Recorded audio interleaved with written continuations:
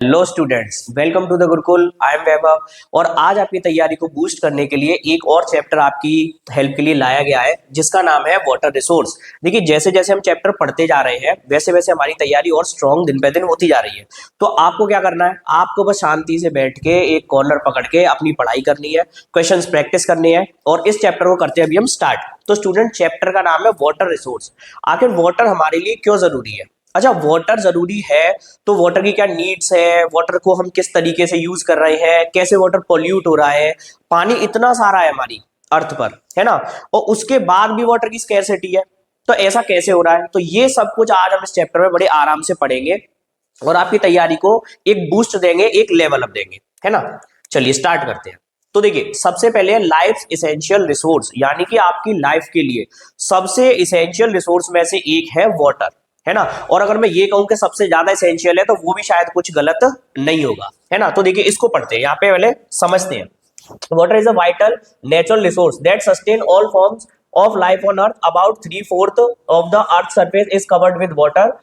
Water is a renewable resource. Water renewable resource है. The total volume of water on earth remains constant but its form keeps changing through the hydrological cycle, है ना। Essential for domestic, industrial and agriculture needs. Only a small portion, 2.5% is fresh water.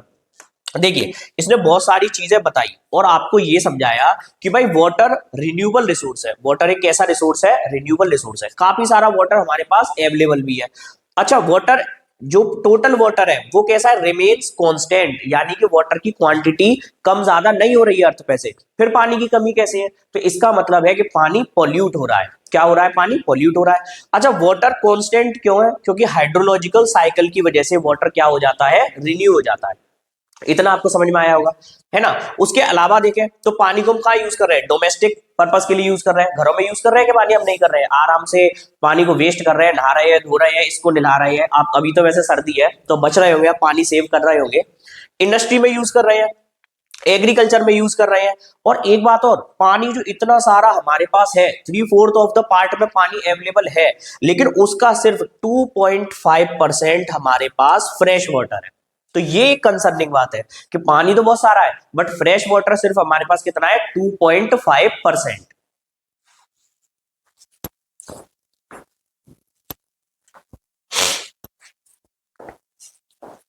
अब देखिए, इतना कम fresh water है तो भाई हमें उसको करना पड़ेगा कंजर्व, या फिर पहले हमें यह समझना पड़ेगा कि इतना कम फ्रेश वाटर क्यों अवेलेबल है। आखिर पानी को गंदा कौन कर रहा है, कैसे हो रहा है? क्या आप पानी को गंदा कर रहे हैं? देखते हैं भाई कौन कर रहा है। तो देखिए, पानी को कंजर्व करने की जरूरत क्यों पड़ रही है? तो देखिए, जरूरत इसलिए पड़ रही है क्योंकि पॉपुलेशन बहुत लार्ज है। अब लार्ज पॉपुलेशन है तो वो बहुत सारा पानी यूज कर रहे हैं, वेस्ट भी कर रहे हैं अगर अच्छे से मैनेज करके यूज नहीं कर रहे हैं तो उन सब चीजों से हमें बचना पड़ेगा। Growing population means higher demand for domestic use and food production, यानी फूड प्रोडक्शन के लिए भी पानी ज्यादा चाहिए, डोमेस्टिक डिमांड के लिए भी पानी ज्यादा चाहिए, और उसको हमें क्या करना पड़ेगा? उसको सॉल्ट करना पड़ेगा। तो दूसरी बात, इंडस्ट्रियलाइजेशन, इंडस्ट्रीज बढ़ रही है नई नई। अब नई नई इंडस्ट्रीज बढ़ रही है तो उनमें हमें भाई पानी को काफी ज्यादा यूज करना पड़ेगा, है ना। Heavy uses in factories and requirement for water hydroelectric power, यानी हाइड्रोइलेक्ट्रिक पावर में भी हम पानी को यूज कर रहे हैं, उसे एनर्जी बना रहे हैं। उसके बाद है अर्बनाइजेशन। तो अर्बनाइजेशन क्या है कि नई नई सिटीज बन रही है और देखिए, जितना इंसान थोड़ा सिटी की तरफ जाता है उतना वो वाटर को ज्यादा कंज्यूम करता है, ज्यादा यूज करता है। तो ये भी आपको समझ में आना चाहिए, है ना। तो ये आपके 3 कॉज थे मेन जिसकी वजह से पानी ज्यादा वेस्ट हो रहा है तो हमें उसे बचाना पड़ेगा। तो आपने समझा स्टूडेंट्स कि इन तीनों चीजों की वजह से जो वाटर है, अब वो वाटर पोल्यूट हो रहा है, पानी का ज्यादा यूज हो रहा है। अब पानी का ज्यादा यूज होगा तो उसकी वजह से क्या होगा? उसकी वजह से होगी वाटर स्कैरसिटी। तो उसको समझते हैं। तो देखिए, द क्राइसिस, यानी क्राइसिस मतलब प्रॉब्लम। क्या प्रॉब्लम है? प्रॉब्लम है वाटर स्कैरसिटी। अब इसको थोड़ा ध्यान से समझते हैं। तो water scarcity is the lack of sufficient available water resource to meet the demands within a region, है ना। अब आप ये समझिए कि भाई एक पर्टिकुलर रीजन है, वहां पे क्या है, उस जगह पे वाटर की कमी हो गई है, आपकी जो डेली डिमांड्स है वो भी पूरी नहीं हो पा रही है, बस उसी चीज को स्कैरसिटी बोला गया है। अच्छा, स्कैरसिटी जो है वो 2 वजह से हो सकती है। एक तो है हमारी क्वांटिटेटिव और एक है हमारी क्वालिटेटिव। तो इसको हमें बहुत ध्यान से समझना है। तो देखिए, क्वांटिटेटिव है कि आपके पास क्वांटिटी ही कम है, पानी का जो अमाउंट है वही कम है। लो रेनफॉल होगी, पॉपुलेशन हाई होगी आपकी, तो फिर जब पॉपुलेशन हाई है तो भाई वाटर के ऊपर प्रेशर भी हाई होगा, प्रेशर हाई होगा तो स्कैरसिटी होगी। अच्छा, उसके अलावा है क्वालिटेटिव, कि आपके पास पानी तो अवेलेबल है बट उसकी क्वालिटी इतनी खराब है कि आप उसको यूज नहीं कर सकते। भाई ड्रिंकिंग पर्पज से यूज नहीं कर सकते हैं, और भी कामों में यूज नहीं कर सकते, कुकिंग पर्पज से यूज नहीं कर सकते हैं। तो पॉल्यूशन भाई domestic industrial waste, chemicals and pesticide, इनकी वजह से जो पॉल्यूशन होता है वो आपका क्वालिटी को डैमेज करेगा, क्वांटिटी को नहीं कर रहा है वो रियल। और ये कुछ एग्जांपल है, Rajasthan arid region and the receding water tables of Punjab and Haryana, यानी डे बाई डे यहाँ पे जो वाटर टेबल है वो डाउन होती जा रही है, जिसकी वजह से क्या हो रहा है स्टूडेंट्स, पानी की कमी हो रही है ना। अब आप समझ सकते भाई पानी तो बहुत इंपॉर्टेंट है, जल आपका जीवन है, याद रखना है आपको, उसको बचाना हमारा क्या है, कर्तव्य है। अब इसके बाद जो टॉपिक आता है स्टूडेंट्स वो है मल्टीपर्पज प्रोजेक्ट, यानी भाई आपको पता चल गया कि पानी की कमी है। अब कमी है तो फिर उसके अलावा क्या करेंगे, हम उस पानी का यूज भी तो करेंगे, मतलब थोड़ा स्मार्ट तरीका ढूंढेंगे पानी को यूज करने का, कि पानी हमें कम यूज करना पड़े और काम हमारा हो ही जाए।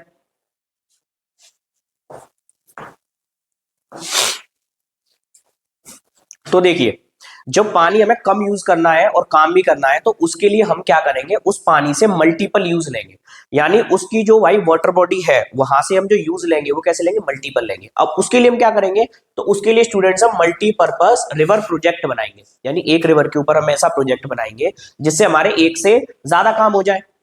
अब वो देखते हैं मल्टीपर्पज प्रोजेक्ट क्या है, वो डैम है, वो क्या चीज है, वो डैम है। तो dam were traditional built to impound rivers and rain water, today they are multipurpose, यानी डैम ये बता रहा है कि भाई बहुत पहले से डैम बनाए जा रहे हैं, कोई ये नया कॉन्सेप्ट नहीं है ना, काफी एंशिएंट टाइम से डैम बनाए जा रहे हैं। हाँ, तब टेक्नोलॉजी डिफरेंट थी, तो अर्थन डैम्स और ये सब बनाए जाते थे, और आजकल चीजें अलग है, तो कॉन्क्रीट डैम्स बनाए जाते हैं, है ना। नेहरूज विजन, यानी जवाहरलाल नेहरू ने इसमें एक बात बोली थी कि जब स्टार्टिंग में ये सब शुरू हुआ था कि टेम्पल्स ऑफ मॉडर्न इंडिया, यानी उन्होंने डैम को बोला टेम्पल्स ऑफ मॉडर्न इंडिया। ये क्वेश्चन काफी बार पूछा भी गया है कि temples of modern India dams को किसने बोला, तो जवाहरलाल नेहरू ने बोला, है ना। ये आपको समझ आई। अच्छा, इसे हो क्या रहा है, इससे डेवलपमेंट आ रहा है एग्रीकल्चर में, इंडस्ट्री में, ये भी हो रहा है ना, काफी अच्छी चीज है। अब तक आपको बहुत अच्छी लग रही होगी, आगे देखेंगे क्या होता है। अच्छा, इसे इरिगेशन कर सकते हैं हम डैम बनने से, और क्या कर सकते हैं, इलेक्ट्रिसिटी जनरेशन कर सकते हैं, फिश की ब्रीडिंग कर सकते हैं, और भी काफी चीजें हैं, और फ्लड कंट्रोल कर सकते हैं, है ना। मानसून के टाइम पे आप डैम से फ्लड कंट्रोल करेंगे। तो अब तक तो आपको ये लग रहा होगा कि ये तो बहुत अच्छी चीज है, बट ऐसा नहीं है, इसके भी कुछ नेगेटिव पॉइंट्स हैं, उनको देखते हैं थोड़ा सा। अच्छा, उससे पहले हम ये देख लेते हैं कि कौन कौन से फेमस डैम हमारे कहां कहां पर बने हुए हैं, और इससे क्वेश्चन एमसीक्यू में काफी बार पूछा भी आता है। तो देखिए, जैसे टेहरी डैम है तो वो भागीरथी नदी पर है और उत्तराखंड स्टेट में है। उसके अलावा भाखड़ा नागल डैम है जो सतलज नदी पे है और हिमाचल और पंजाब वाले एरिया में आता है। सरदार सरोवर डैम है वो नर्मदा नदी पे है और गुजरात वाले रीजन में है।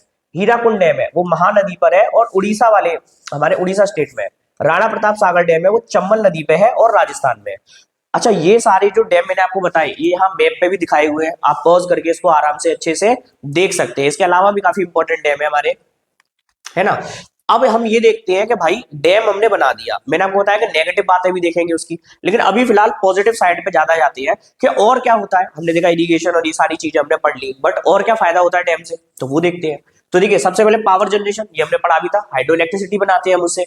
Dams provide cheap and clean hydro electric power to industries and homes, यानी कि इंडस्ट्री और होम के लिए हम हाइड्रो इलेक्ट्रिक जनरेशन कर लेते हैं इलेक्ट्रिसिटी का, है ना। इसके बाद है इरिगेशन, इरिगेशन में काम आता है भाई डैम से आप क्या करेंगे, कैनाल्स निकाल देंगे अलग अलग। अब कैनाल्स निकाल देंगे तो भाई वो पानी जगह जगह तक पहुंचेगा, जहां तक वो पानी नहीं भी पहुंच पा रहा था वहां तक भी पहुंचेगा। अच्छा, इसका एग्जाम्पल बताता हूं मैं आपको। सपोज ये रिवर जा रही है, अब भाई यहाँ पे जो गांव एग्जिस्ट कर रहे हैं, है ना, वहां तक तो पानी इसका पहुंच जाएगा। ये आपकी रिवर है और यहाँ पे आपके गांव है, सपोज यहाँ है, यहाँ है, यहाँ है। अब यहाँ तक तो पानी उनका पहुंच रहा है, लेकिन आप एक बात सोचिए कि सपोज कोई गांव यहाँ पर है, अब भाई इसका क्या होगा, यहाँ तक पानी कैसे पहुंचेगा। तो हम क्या करेंगे, सपोज हमने रास्ते में क्या बनाया, बीच में हमने एक डैम क्रिएट कर दिया। अब डैम में से हमने क्या निकाली, डैम में से हमने निकाली कैनाल, और यहाँ तक इसको पानी पहुंचा दिया। ऐसे करके हम दूर दूर तक पानी को पहुंचा सकते हैं, तो इरिगेशन में काफी हेल्प होगी। अच्छा, उसके अलावा क्या है, इनलैंड नेविगेशन। अब इनलैंड नेविगेशन क्या है भाई, अलग अलग आप जब कैनाल्स बनाएंगे पूरे में, तो आप उन रिमोट एरियाज तक भी पहुंच जाएंगे जहां तक शायद आप पहले नहीं पहुंचे थे। तो नेविगेशन हुआ कि नहीं हुआ? बिल्कुल हुआ। नेविगेशन का मतलब क्या है? रास्ते का पता लगाना, तो एक मैपिंग करना, तो वो भी होगा इससे। Large reservoir facilitate water transport and tourism, tourism भी बढ़ेगा। अच्छा, टूरिज्म के लिए एक वर्ड और दिया हुआ है आपकी बुक में, उसका नाम है रिक्रिएशन। तो रिक्रिएशन का मतलब टूरिज्म भी है, समझ आया होगा आपको। और वाटर ट्रांसपोर्ट बढ़ेगा, ये भी बात है भाई, कैनल्स होगी, अलग अलग नेविगेशन करेंगे। अच्छा, फिश ब्रीडिंग होगी इससे, है ना भाई। फिशेस को एक जगह पे हम एक रिजर्वायर होगा तो वहां पे बहुत सारी फिशेज होंगी, और फिशेज होंगी तो वहां पे ब्रीडिंग भी काफी ज्यादा होगी, जो कमर्शियली हमें काफी हेल्प करेगी। अच्छा, किसको ग्रोथ करवाएगी? तो वो ग्रोथ करवाएगी आपके पिसीकल्चर को। और पिसीकल्चर क्या होता है वो आपको पता होना चाहिए स्टूडेंट्स। पिसीकल्चर इसको ग्रोथ करवाएगी, है ना। अब और क्या हो रहा है? ये तो फायदे हुए। अब आती है आपकी थोड़ी इंपॉर्टेंट बात कि भाई ये तो हो गए सारे फायदे, लेकिन कुछ नुकसान भी तो हो रहे हैं डैम से। तो अब वो नुकसान क्या है? यानी आपने जो प्रोग्रेस करी है वो किस कॉस्ट पे करी है भाई, क्या हो रहा है उससे? आखिर नेगेटिव चीजें क्या है? तो देखिए, वो नेगेटिव चीज है इकोलॉजिकल इंपैक्ट हो रहा है उसका, यानी हमारे इकोलॉजी को खराब कर रहा है, वो इकोसिस्टम को। अब कैसे कर रहा है ये देखते हैं। Excessive sedimentation at the bottom making it difficult for aquatic life to migrate. देखिए, इसका मतलब ये है कि भाई आपका ये यहाँ पे, देखिए इसको ऐसे समझिए, यहाँ पे आपने डैम बनाया। अब यहाँ पे पहले तो वाटर था आपका। अब इसके बाद क्या हुआ? धीरे धीरे यहाँ पे मिट्टी जमा होने लगी, सेडिमेंटेशन होने लगा।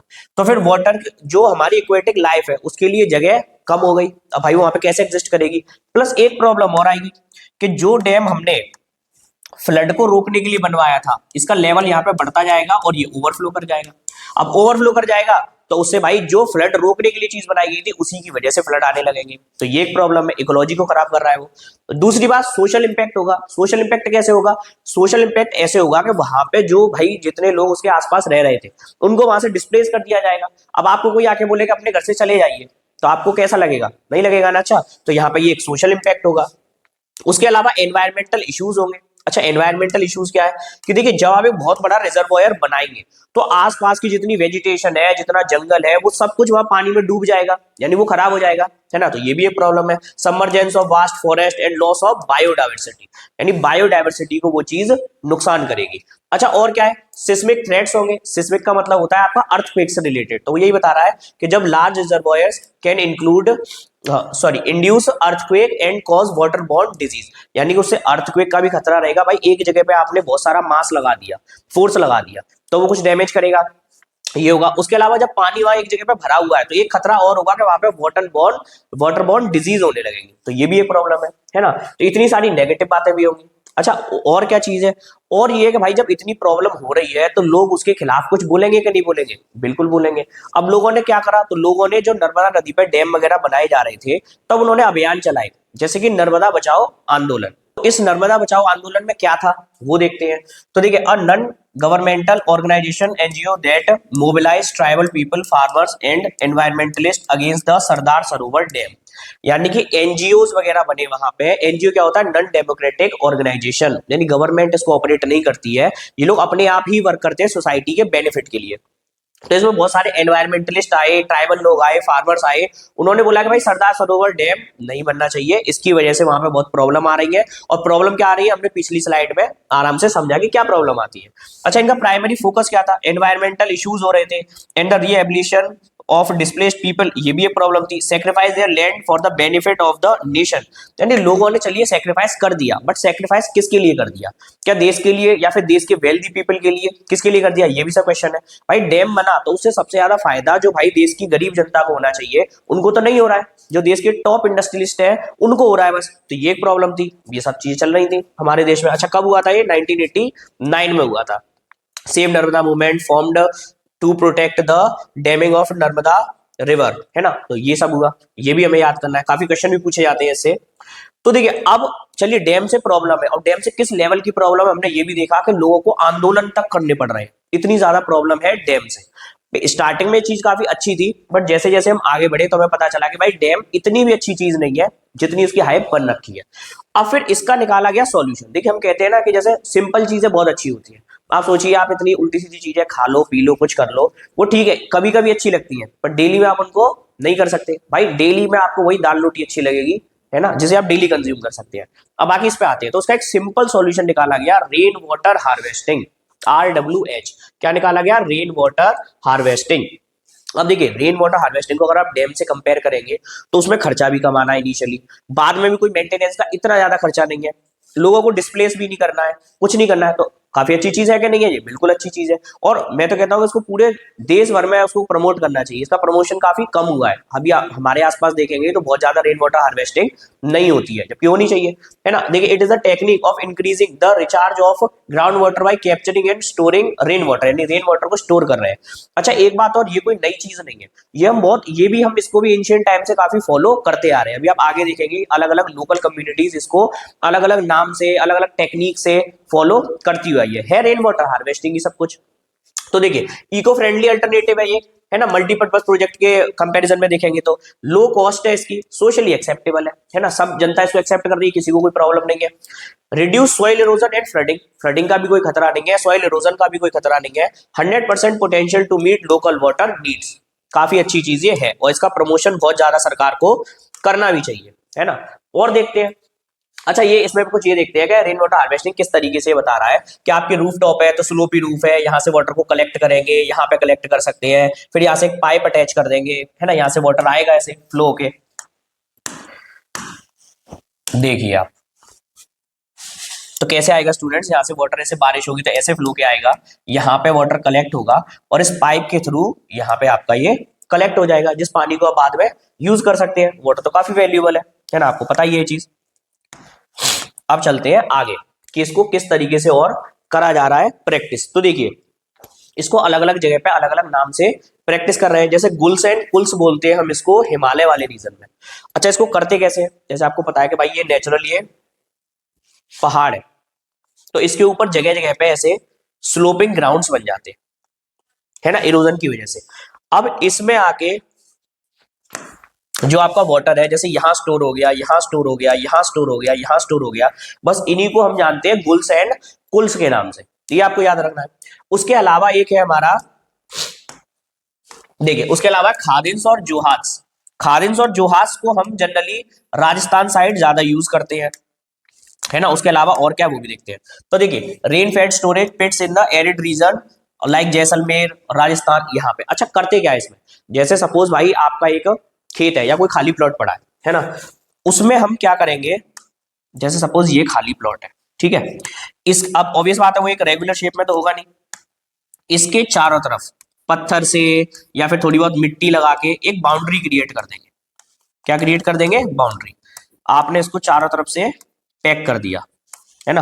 अब पैक कर दिया, उससे क्या होगा कि जब कभी भी थोड़ी बहुत बारिश होगी वो पानी इसमें कलेक्ट हो जाएगा, वो यहां से नहीं जाएगा, मिट्टी उसको एब्जॉर्ब कर लेगी, ड्रेन ऑफ नहीं होगा वो। अब एब्जॉर्ब कर लेगी तो फिर जो मिट्टी की क्वालिटी है वो थोड़ी सी इंप्रूव हो जाएगी। तो ये आपके खादिन्स और जोहास। अच्छा टंकास क्या है, टंकास जो आपने अभी थोड़ी देर पहले जो डायग्राम देखा था कुछ कुछ मिलता जुलता होता है कि राजस्थान के बहुत सारे घरों में एक अंडरग्राउंड एक काफी बड़ा कमरा जैसा बनाया जाता है जिसे वो पानी स्टोर करते हैं। उससे क्या होता है कि गर्मी में थोड़ा टेम्परेचर भी डाउन रहता है घर के आसपास का, घर का, और बाकी उस पानी को हम यूज भी कर सकते हैं। तो ये कुछ टेक्निक्स है जिनको हम क्या करते हैं, यूज करते हैं। Underground tanks in Rajasthan for storing drinking water, ऐसे करके इसको यूज करते हैं, है ना। अभी और आगे समझते हैं कि और क्या चीजें हैं। तो इसके बाद है स्टूडेंट्स आपका केस स्टडी दी है राजस्थान की एरिड रीजन की, है ना। एरिड मतलब आप जानते ही है कि बंजर इलाका है। अच्छा वहां पे एक चीज और बनाते हैं, आपने ये डायग्राम देखा, ये किस चीज का डायग्राम है, इसको बोला जाता है स्टूडेंट्स बाउली। क्या बोलते हैं इसको, इसको बोलते हैं हम बाउली। अच्छा बाउली में क्या है यहाँ पे, एक मिनट, ये जो स्पेलिंग थोड़ी सी मिस्टेक हो गई, इसको बोलते हैं बाउली। अच्छा बाउली को हम स्टेप्ड वेल्स बोलते हैं, स्टेप्स बने हुए हैं ना इसमें, जगह जगह पे देखिए स्टेप्स बने हुए हैं, इसको बोलते हैं स्टेप्स वेल। आराम से नीचे उतरिए और पढ़ाई नहीं हो पा रही है तो आराम से नहा के आ जाइए, इसमें फिर पढ़ाई हो जाएगी आपसे सर्दी में, है ना। अच्छा इसमें क्या है, ये किस जगह पे हमें देखने मिलते हैं, जो एरिड रीजन है वो कहाँ पे है, ये भी हम वाटर की प्रॉब्लम को सॉल्व करने के लिए बना रहे हैं। देखिए in the semi arid region Bikaner Phalodi almost house had underground tankas, यानी हर जगह टंकास होते हैं। टंकास क्या होते हैं मैंने आपको जस्ट अभी बताया अभी, built inside the main house और कोर्टयार्ड वहां बनाते हैं। अच्छा, टंकास के बारे में बता रहा है, connected to the sloping roof house through pipe, ये भी आपने डायग्राम में देखा देखा था अभी। Rain falling on the roof top would travel down pipe to be stored, the first spell of rain was usually not collected as the cleaning the roof. यानी ये बता रहा है आपको कि भाई जो पहली बारिश होती है उसको जनरली हम कलेक्ट नहीं करते हैं, क्योंकि वो रूफ भी साफ होगी और पहली दूसरी बारिश में हल्का एसिडिक कंटेंट भी थोड़ा ज्यादा होता है। तो बस ये बता रहा है। और बाकी ये जो डायग्राम था ये आपका स्टेप्ड वेल का था, या इसको बाउली बोला जाता है ना, ये समझ में आया। अच्छा, इसके बाद थोड़ा सा और देखते हैं, और ये देखते हैं भाई, ये तो हमने राजस्थान का देखा, पहाड़ों का देखा, अब थोड़ा मेघालय साइड देखते हैं कि भाई वहां पे कैसे पानी को स्टोर करा जा रहा है, कैसे कलेक्ट करा जा रहा है, क्या कर रहे हैं। तो देखिए आप एक बार समझिए, जो हमारा वो जगह है वहां पे क्या है कि वहां पे बहुत सारे बेम्बूज मिलते हैं हमें। अब बहुत सारे जब बेम्बूज मिल ही रहे हैं तो क्यों ना उन बेम्बूज को यूज किया जाए। तो उस बेम्बू को कहाँ यूज करना है ये देखेंगे आप। ऐसे जगह जगह पे चैनल्स बना देते हैं, जैसे ये मेन चैनल है, उसके साथ हमने डाइवर्जन कर दिया, सब चैनल बना दिया, और जहां तक पानी की जरूरत है वहां तक पानी को पहुंचा दिया। अच्छा, आपको एक बात लग रही होगी कि सर इसमें तो पानी बहुत वेस्ट होगा, लीकेज होगी वाटर की, तो बिल्कुल होगी। लेकिन आप एक बात समझिए कि जहां पे 100% पानी वेस्ट हो रहा था, वहां अगर हमने 40%, 50%, 60% भी पानी अगर हम बचा पा रहे हैं, तो क्या ये बेकार बात है? बिल्कुल बेकार बात नहीं है, ये तो बहुत अच्छी बात है कि जहां आप दिन भर कुछ पढ़ाई नहीं कर रहे थे, अब आपने दो चार चीजें पढ़ भी ली। ये कोई बुरी बात तो नहीं है, काफी सही बात है। अच्छा, इसको समझ के देखते हैं। ये जो सिस्टम है ये कोई नया नहीं है, ये भी काफी पुराना है, 200 साल से भी काफी पुराना सिस्टम है। Tapping steam spring water using bamboo pipes, है ना, बैम्बू पाइप्स के थ्रू हम यूज करते हैं। About 18 to 20 liters of water enters the bamboo pipe system. It get transported over hundreds of meter. काफी दूर तक पानी आता है, ये पूरे में सिस्टम बना के रखा है उन्होंने। Finally reduces to 20 to 80 drops per minute at the site of the plant. यानी बता रहा है एंड में पहुंचते पहुंचते पानी बचता तो काफी कम है, लेकिन फिर भी 100% जो डैमेज है उसको तो हम भाई थोड़ा बहुत बचा ही लेते हैं, ये आपको बता रहा है। तो ये सिस्टम यूज होता है बैम्बू वाला। अच्छा, इसके अलावा क्या है कि भाई हम क्या स्टेप ले सकते हैं कि हम इस पानी को बचा सके। जो इतना पानी वेस्ट हो रहा है, स्कार्सिटी हो रही है, हमने देखा कितनी कितनी प्रॉब्लम्स है वाटर की वजह से, स्कार्सिटी की वजह से। तो देखिए रिड्यूस कर सकते हैं हम अपने यूज को, कि भाई जहां पे भी लीकेज हो रही है या बिना बात के पानी ना फैलाएं, ये सब काम कर सकते हैं। कि आप लेके पाइप और धोने लगे पूरे गली जमाने को, तो इसकी आपको कोई जरूरत नहीं है, उसके लिए और लोग हैं वो अपना काम कर लेंगे, ये सब नहीं करना है आपको। Fixing leaks and turning of taps when not in use, ये आपको करना है आराम से बाथरूम में बैठ के। सर्दियों में तो आप नहीं नहा रहे होंगे, पर गर्मियों में आराम से एकदम फैलाए जा रहे हैं पानी, तो वो सब आपको नहीं करना है। हाँ, होली खेल सकते हैं आप जी भर के खेलिए, बट बाकी समय पर तो बचा ही सकते हैं पानी को, रीयूज कर सकते हैं वाटर को। अच्छा, रीयूज कैसे कर सकते हैं? तो देखिए बच्चों, रीयूज कर रहे हैं हम पानी को कि भाई जो आपके घर का जो पानी बाहर वेस्ट हो रहा है, अगर आपके घर में गार्डन है तो आप उसमें उसको कर सकते हैं यूज, तो वहां पे यूज करिए। ये भी कर सकते हैं, recycling kitchen water for the gardening and industrial waste water, इसको कर सकते हैं। अच्छा, उसके भी अलावा और क्या कर सकते हैं? उसके अलावा सबसे मेन काम जो हम कर सकते हैं वो है पार्टिसिपेशन, पार्टिसिपेट। यानी कि आप लोगों को अवेयर तो करिए कि भाई इस तरीके से आप पानी को बचाइए, ये करिए, उनको उनको बताइए कि भाई पानी बचाना क्यों जरूरी है ना। जब आपको पता ही नहीं होगा तो आप कोई काम करेंगे कैसे? जब आपको पता चलता है कि यार मैंने बहुत सारा टाइम वेस्ट कर दिया, तब तो आपको लगता है कि अब मैं पढ़ लूं। तो सेम तरीके से जब लोगों को पता ही नहीं है कि उन्होंने कितना पानी वेस्ट वो कर चुके हैं, तो उसके पहले उनका काम होगा कैसे, कैसे बचाएंगे वो पानी को। इवॉल्विंग लोकल कम्युनिटीज को गाइड कीजिए कि भाई इस तरीके से काम करना है। वाटर मैनेजमेंट डिसीजन लीजिए बड़े बड़े, हमारे यहाँ पे तो अभी जल शक्ति वो भी बनाया गया है पानी को बचाने के लिए, है ना। तो ये है, तो ये आपको स्टेप्स लेने हैं। अच्छा, इसके अलावा कुछ मेन वोकेबलरी जो हमारे चैप्टर में इंपॉर्टेंस रखती है, जैसे हाइड्रोलॉजिकल साइकिल, पानी का जो रिड्यूशन है उसको हाइड्रोलॉजिकल साइकिल बोलते हैं। ये लिखा भी हुआ है, continuous movement of water on above and below the surface of the earth, आपको पता भी होगा ये। अच्छा, इसके बाद है एक्यूफर्स। एक्यूफर्स में बच्चों को डाउट होता है, तो एक्यूफर समझ लीजिए। एक्यूफर कुछ बहुत कठिन चीज नहीं है, कि जो आपका पानी परमिएबल, यानी जो अर्थ के अंदर परकोलेट होके परमिएबिलिटी की वजह से जो अंदर चला जाता है, मतलब कुल मिलाकर उसके अंदर चला जाता है। ये वर्ड इतने टफ टफ ऐसे कुछ आपको समझने नहीं है। जो पानी अंदर चला गया और वो अंदर आके स्टोर हो गया, ये समझिए भाई, ऊपर ऐसी रॉक है जिसमें से पानी अंदर जा सकता है, और नीचे ऐसी रॉक है जहां से पानी और नीचे नहीं जाएगा। तो बीच वाले एरिया में क्या होगा? बीच वाले एरिया में, अच्छा मैं इसको थोड़ा अलग कलर से आपको दिखाता हूं तो आपको अच्छे से समझ में आएगा। तो देखिए, ये आपकी रॉक है जहां से पानी नहीं जा सकता नीचे, यहां से जा सकता था। तो इसका मतलब क्या है? इसका मतलब ये है कि बीच में जो आपका वाटर है वो स्टोर हो जाएगा। स्टोर हो जाएगा तो फिर इस पानी को हम आगे जाके यूज कर सकते हैं। जो ट्यूबवेल्स वगैरह में जो आपको पानी मिलता है वो जनरली यही वाला पानी मिलता है। अच्छा, उसके अलावा पिसीकल्चर क्या है? तो पिसीकल्चर आपको पता ही है, जो ब्रीडिंग ऑफ फिशेज है, रियरिंग, ट्रांसपोर्टेशन, तो ये सब क्या हमारा पिसीकल्चर है। इंटरस्टेट वाटर डिस्प्यूट, ये क्या चीज है? अच्छा, ये चीज है कि भाई एक जगह पे आप सपोज करिए ये आपकी रिवर थी, है ना, ये आपकी रिवर है, ये है आपका स्टेट यहाँ पे ए, और यहां से बाउंड्री स्टार्ट हो रही है स्टेट बी की। अब क्या होगा, अब भाई अगर ए स्टेट वालों ने क्या करा, अगर यहाँ पे डैम बना दिया तो भाई बी को पानी कम मिलेगा, तो बी वाले क्या बोलेंगे कि नहीं भाई हमें पानी चाहिए, डैम मत बनाओ। अच्छा, अगर ये कहेंगे कि नहीं भाई हमें डैम बनाने दो, तो इसकी वजह से डिस्प्यूट होगा। तो जैसे कावेरी का डिस्प्यूट है तमिलनाडु वगैरह साइड में, साउथ के साइड में आपका डिस्प्यूट है, तो ये एक प्रॉब्लम है। तो डैम्स की वजह से देखिए एक और प्रॉब्लम है। और अगर यहीं पर रेन वाटर हार्वेस्टिंग हो रही होती तो फिर ये प्रॉब्लम हमको नहीं आती।